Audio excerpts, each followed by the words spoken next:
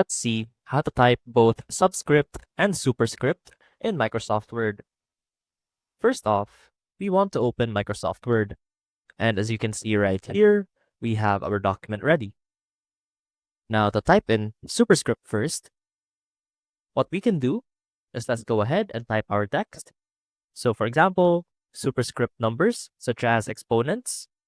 So let's go ahead and type in 2 squared, for example.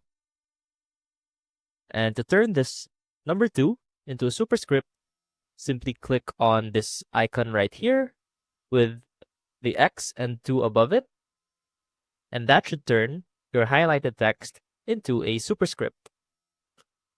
Now to turn that into subscript, simply highlight the same text and click on this one right here with the number at the bottom.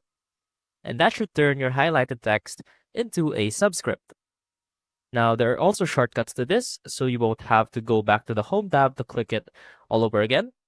Simply click on Control-Shift and then plus sign on your keyboard to turn it into a superscript, or Control-Shift underscore to turn it into a subscript. And that is how you can type both in superscript or subscript in Microsoft Word. I hope this helped, and I will see you soon.